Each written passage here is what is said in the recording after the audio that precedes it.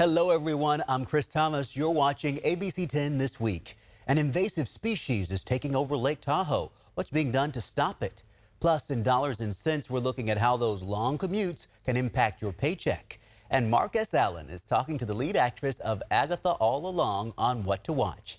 ABC10 This Week starts now. And Placer County wants Governor Gavin Newsom to declare a state of emergency when it comes to the insurance crisis here in California. We brought you this news last week after county supervisors sent this letter to Newsom and the state insurance commissioner. Well, tonight we follow up with a Placer County homeowner who we met 5 years ago, who moved in part because his insurance was just so high. Now he's paying a fraction of the price from his former insurance premium without even leaving Placer County. ABC 10's Agatha All Along explains.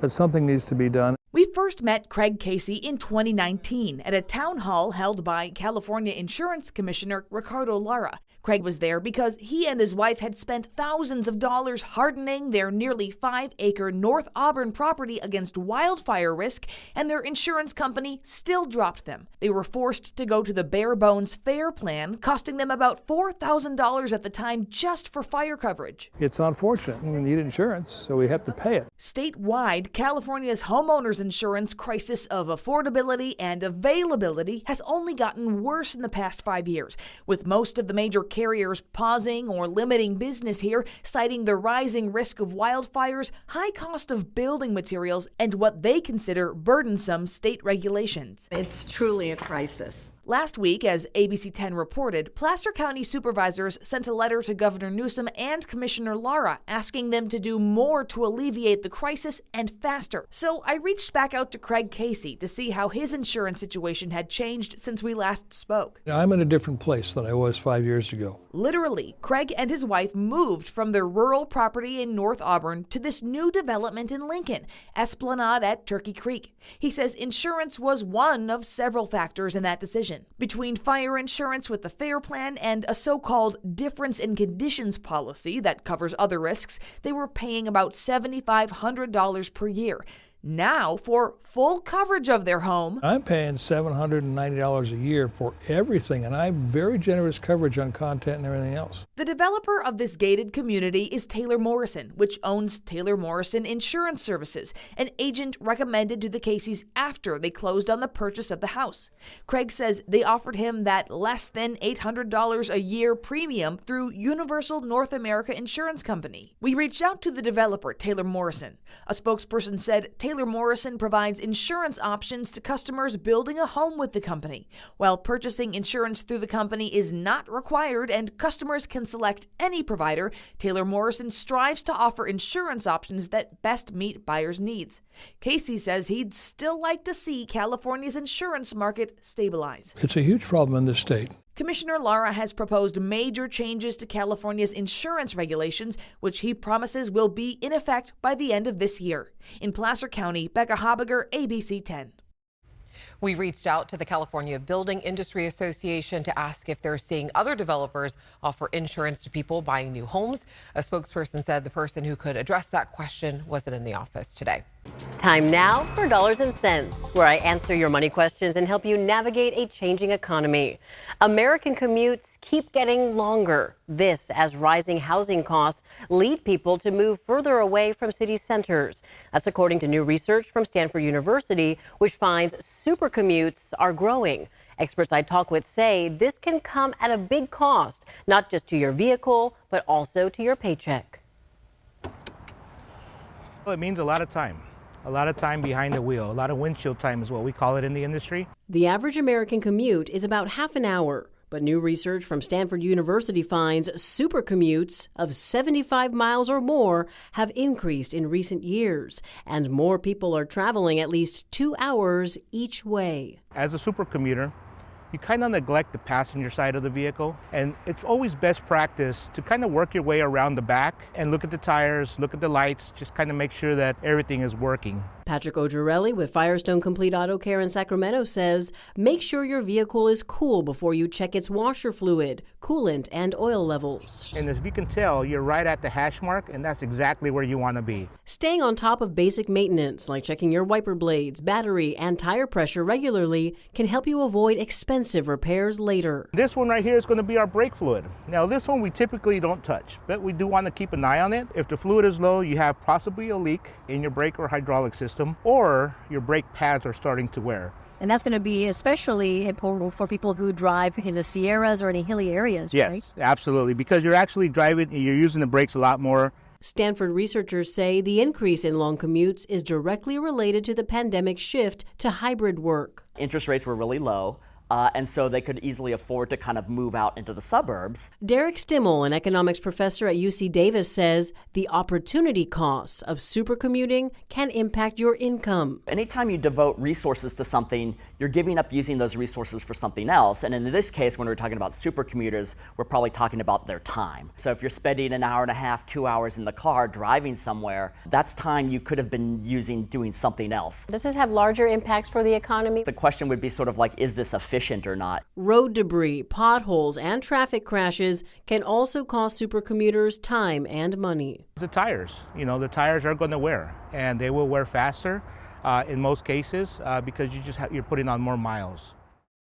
Supercommuters can also face higher premiums on car insurance. The part of the issue here is risk of a crash. Supercommuters drive more miles than the average commuter, so mileage driven is a factor in premiums. And Chris, this can all add up really fast. And speaking of cost, we got to talk about it. What about gas, right? Yeah, that's a great question. If you want to cut down on gas costs, consider driving a smaller vehicle, one that's more fuel efficient, or maybe go hybrid or electric. I did a deep dive comparison of owning hybrid and electric vehicles. You can find that on our website, ABC10.com. That's where you'll also find my other dollars and cents coverage. You can also scan the QR code on your screen or email me your questions at lpainter@abc10.com.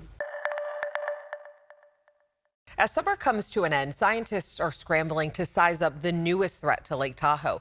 For the first time in years, a new invasive species is spreading in the lake water.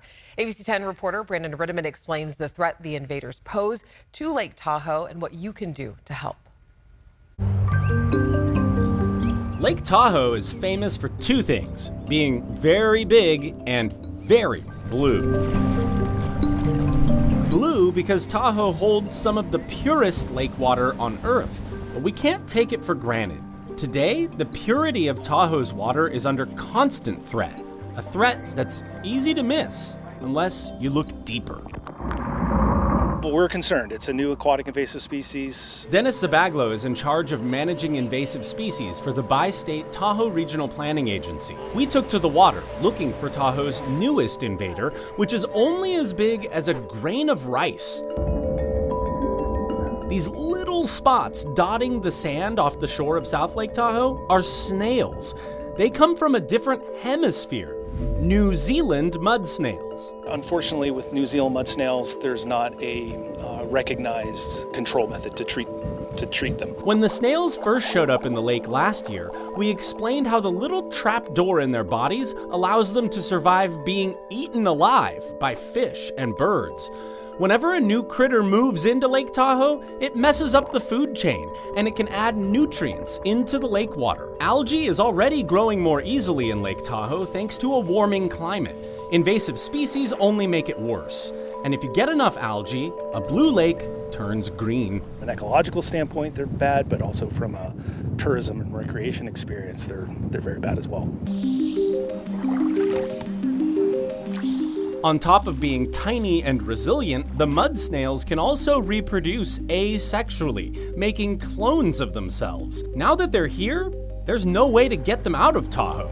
The best case scenario is to contain where they are. So if you come off the lake with your paddlecraft or even your motorized boat, you want to clean, drain, and dry after you leave the lake as well, so you're not spreading them to the next water body you might visit. clean, drain, and dry is already a mantra at Lake Tahoe.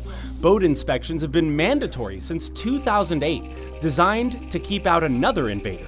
We've already had at least 17 boats with quagga mussels this year come from various locations: Southern California, Southern Nevada, Southern Arizona, Lake Powell, Southern Utah. Quagga mussels are native to Ukraine. They've caused untold millions of damage, spreading through lakes around the U.S. over the past 2 decades. Whenever there's water still in the engine or hull of a boat that shows up for inspection, it gets decontaminated. We fire this up. It's using on-demand hot water heaters, raising it to 120 to 140 degrees, and we're flushing that area out to make sure whatever's in there is dead. 16 years in, boaters are used to paying their fees and getting their Tahoe tags, but they're still pulling into temporary cleaning stations. That's about to change. Permanent inspection stations are being placed on both the California and Nevada sides of Lake Tahoe in the name of keeping new invaders out. Back on the water, our boat pulls into an iconic place, Tahoe's most photographed spot. One of Tahoe's earliest invaders has hit Emerald Bay hard, over and over again. Invasive underwater weeds carpeting the lake bottom. The initial effort was 6 acres, and that took about 4 years, and this smaller was 2 years. Because it kind of came back, like crabgrass. Yeah, we didn't have the money to keep surveying it. Each acre of underwater weeds costs hundreds of thousands of dollars to eradicate. It's not like you can just go down there with a lawnmower. 3-4 divers in the water, 8 hours at a time, hand pulling weeds one by one. Tahoe's been fighting and never quite winning the war against these weeds since the 1980s. It's become a multi-million-dollar problem each year. And that's a potent reminder. Each new species of plant or animal in the lake can disrupt the conditions that keep it blue. Collectively, we have the power to stop invasive species from spreading in and out of Tahoe, making sure everything we put in the water, paddleboards, boats, even our beach toys and shoes, making all of that clean, drained, and dry can give us a chance. In South Lake Tahoe, Brandon Rittiman, ABC10 News. All right, Brandon's been following this for us. Very fascinating, but I have to ask you, the New Zealand mud snail, it's only been around for about a year, but how fast are they growing? That's one of the biggest questions we have right now. Within just the last couple of hours, we did get good news on that front. The TRPA tells us that DNA testing from all of the tributaries that flow into Lake Tahoe, they all came back negative for the New Zealand mud snail. That means there is no evidence of the snails moving upriver. That is awesome news. As for the lake itself, divers are still surveying a grid on the lake bottom. It's 10 miles long by 1 mile wide. Last year, they only found snails on the south shore of Tahoe between Ski Run Marina and Pope Beach. This year's data, which should be ready in the weeks ahead, is going to tell us if they've moved beyond that area. We're told it's not uncommon for them to have an explosion of population and then have that really dial back. But Tahoe's such a unique ecosystem, it's really tough to say what they're going to do in there. Yeah. Well, where they are, there's a lot of them, I'll tell you that. Well, we know you'll keep following this for us, so thank you so much.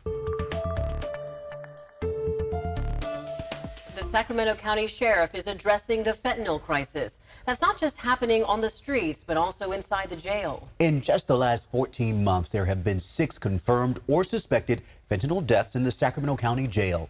ABC 10's Devin Truby has the story. In the Sacramento County Jail, opioid overdose kits are everywhere, in holding cells and general population areas, and there's a good reason why. Since the beginning of the year, deputies have recovered over 500 grams of narcotics and fentanyl that arrestees have tried to smuggle into the jail. That's enough fentanyl to kill the entire population of Elk Grove. In the last 9 months, the sheriff's office says 110 doses of Narcan have been administered to inmates, either by deputy or another inmate. Sheriff Jim Cooper says fentanyl seizures primarily come from new arrestees and inmates turning themselves in for weekend sentences. This person knows they're coming to the jail, so what do? They secrete drugs in their body cavity. Our inability to conduct cavity searches and the limitation of body scan equipment is impossible for us to catch it all. Here are 2 examples of body scans. On the right, a woman hiding substances under her breast. The left, a man hiding drugs inside himself. Another roadblock the sheriff's office is up against. They say family members on the outside are orchestrating drug deals for inmates using hard-to-trace methods like Venmo and Cash App. Here's one recorded call with a family member discussing the transaction. But normally you tell me it gets here at 1 o'clock, babe. That's how it happens every time, and now you're telling me it's not here? That's just what it said. It said it was a rite of sick. But Sheriff Cooper says he's most troubled by the relaxed attitude on such a dangerous subject captured in this call. On fentanyl, I died twice right there in my cell. They brought me back. They're like, they like pronounced you dead. I was like, they said you were blue. All right, sir, go ahead and step on in. Put your feet on the exits. To combat this crisis, Cooper says they've recently changed the strip search policy at the jail to include everyone who's staying at the jail. Since we've changed that policy now in the last month, we've recovered 35 grams of fentanyl, 60 grams of methamphetamine, in 11 different cases of smuggling. Fentanyl is often hidden in drugs like counterfeit pills. And incoming inmates are shown a video on the dangers of fentanyl. Meanwhile, as students return to school this year, there's been an increase in school shooting threats all across the nation and right here in Northern California. Good evening, I'm Chris Thomas. I'm Laura Painter. Many local law enforcement agencies describe the social media threats in their communities this week as part of a hoax or a scam. But as ABC10's Luke Clary reports, the fear they cause among students and families is very real. Well, that's right, Laura. I talked to officers who are working on these cases, and they said that the threats could be part of a prank, a joke, or even a call for help. But each and every one of them has to be treated as serious. In the wake of the very real, deadly attack at Appalachia High School in Winder, Georgia, there's been a wave of school shooting threats spreading on social media nationwide. According to police in Modesto, the threats circulating its schools appear to be part of a statewide hoax or scam. A Modesto high school student has been arrested for spreading one of these threats with the picture of a firearm. In a lot of these cases, they think maybe it's just a prank or, a joke, whatever it might be, but they have to understand the unintended consequences on this. Consequences, like spreading panic and fear, according to Modesto Police Lieutenant Kalani Souza. One of the schools had to be shut down, for an entire day of classes, impacting students. We've seen other cases, and specifically this case, where parents didn't feel safe sending their kids to schools. And then there are the personal consequences for students caught sharing them. The student was booked into juvenile hall for making these threats. In addition to that, simultaneously, we partner with the school district, and the school district will look at it from a disciplinary side as well. A 16-year-old student at Lincoln Unified in Stockton is also likely to face charges for threatening posts on social media. Sadly, these kind of threats have increased. Mark Dennings is Chief Deputy District Attorney in San Joaquin County. He says threats are most common at the start of the school year, when students are facing the stress of a new environment. Elementary school to junior high to high school, it does have an effect. Parents can help by, just keep talking to your kids, being a part of their lives. Parents, he says, have to do their part to monitor what their kids are up to online. And law enforcement will continue to do its part. Whether it's a credible threat, a joke, it doesn't matter. It will be investigated. And at the top of the list is the safety of all the kids. And today we also learned about threats at Lodi Unified, Manteca Elementary School and High School. And in addition to the one that we've mentioned in Stockton and in Modesto. So this is something that law enforcement agencies across Northern California and the country continue to watch closely.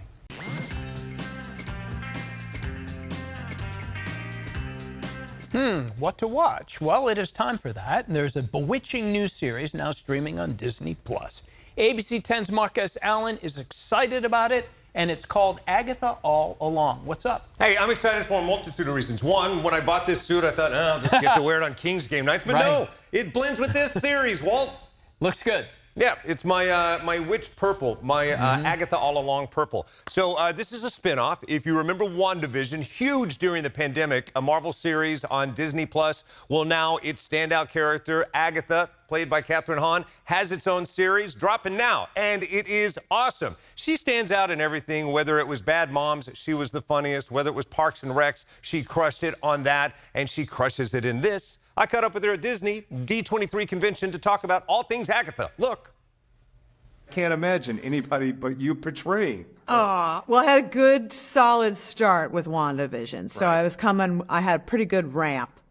And this, when it was pitched to me, which I couldn't believe, that it was being pitched to me, that this centuries-old witch from obscure comics or just popping into different comics would all of a sudden get her own, that anyone would be interested enough. And so that I give so much credit to Jack Schaefer, our creator, for like making this character something watchable and energized from her presence in the comics. So that was A, exciting. And then B, the chance to actually explore this character, like the underneath of all of her bluster and all of her like bravado. That was very, very exciting. I mean, I was sad. I loved WandaVision. I just loved that part. So this was like icing. What are you most excited about people discovering? The costumes are so fabulous, and this cast. It's true. It's crazy how good this cast is, and it's so dependent on this cast because it's a very tight, small one. Yeah. And we don't depend on a lot of CGI. I'm seeing we got to wrap it up. So, quick question: which are you most proud of? Yale, Northwestern, or MCU? I mean, I gotta say MCU, right? Also, I didn't have to take out any loans. There's no payment, no interest rate on MCU. Yet. In fact, MCU might be paying you. I don't know. I don't know either. Maybe it's helping me with my loans. We don't know. As we celebrate Hispanic Heritage Month, it was a special day in Patterson. A record-breaking and award-winning band returned to their high school where it all started. Oh, yeah, it was an exciting day. ABC 10's Gabriel Porras was there for the surprise concert.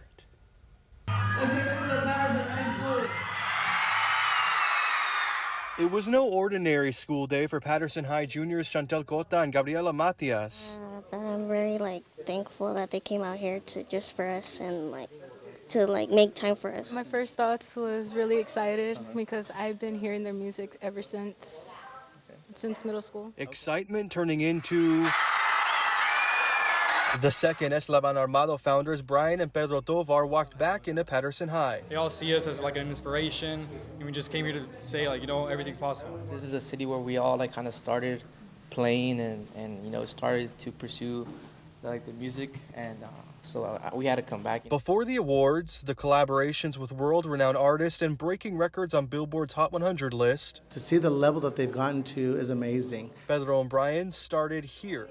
There's my class right here. The biggest change, there's just been life that just goes on, and with the music, we stuck with it, and it turned out to be good. A decision that loyal fans like Gabriela are grateful for. Their music is so really good that I love it. I really wanted to meet them ever since I was little. That big moment finally arriving. And now the big question. Real quick, do you guys hope to come back one day? Oh yeah, for sure. Maybe in next year, maybe 2 years, but we'll for sure come back soon. In Patterson, Gabriel Porras, ABC 10.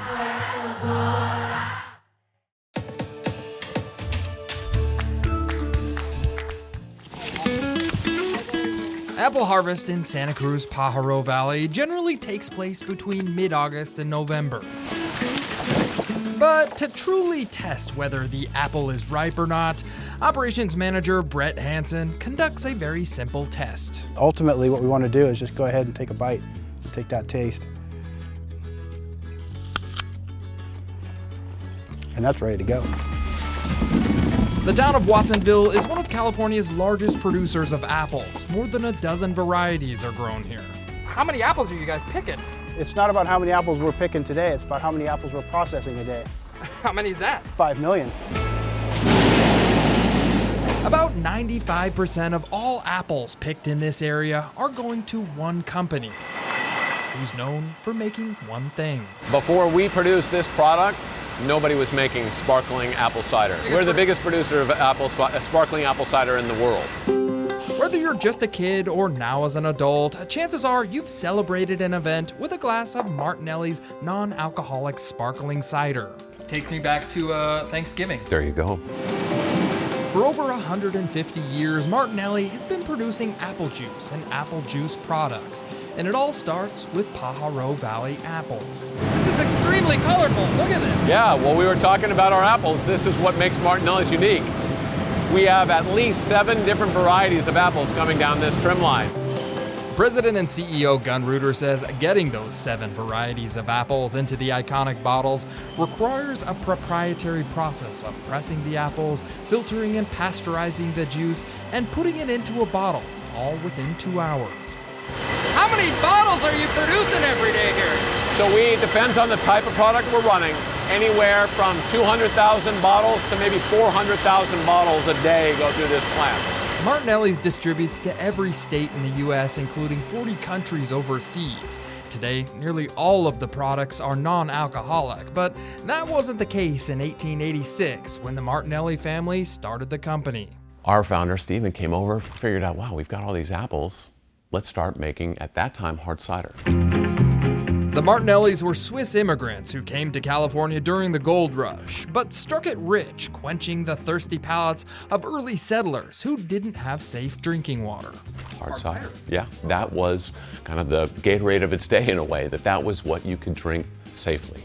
Because the alcohol in hard cider killed bacteria, most people, including kids, drank it on a daily basis. That is, until Prohibition in the 1920s. When Prohibition hit, we were able to apply pasteurization and start making non-alcoholic products. Martinelli's apple juice became so popular that even after Prohibition, people bought more juice than hard cider. We needed the space to expand our production to service the demand on the non-alcoholic side. So since the 70s, we didn't produce hard cider. Gunn says the secret ingredient that kept people coming back for their juice and their sparkling cider is a very special apple called the Newtown Pippin. When I hear Newtown Pippin, I feel like I need to hold my pinky out when I... Exactly, it's a little high class. That is the proper form, John. The iconic bottles also helped build the company's brand. In the early 1900s, they would promote the juice by stacking the bottles in tall pyramids or putting extra large bottles on the back of delivery trucks. Gunn says that the bottles were so important that when there was a bottle cap shortage during World War II, the Martinellis used recycled Coke bottle caps. Collect all the bottle caps, pound those bottle caps and recycle them and put them on Martinelli's sparkling juice so we could survive World War II. In honor of Martinelli's rich history, the company is bringing back a lineup of hard ciders, including one of the original recipes from 1868. And of course, they'll be using apples from the Pajaro Valley. From Martinelli's in Watsonville, I'm John Bartel. Hope to see you on the back roads.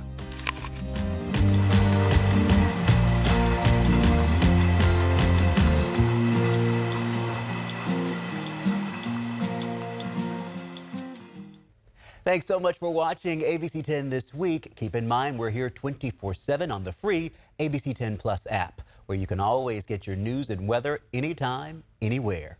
I'm Chris Thomas. I'll see you next time. Hi, I'm Alex Bell. Join me weeknights at 6:30 on To The Point. Instead of just reporting on the problems, we cut through the noise and look for solutions. We're not afraid to investigate local stories. We're not afraid to include different perspectives. We're not afraid to hold those in power accountable. This is your community, and it's my community too, and we're here to make it better for everyone. Join me, Alex Bell, on To The Point, weeknights at 6:30, only on ABC10.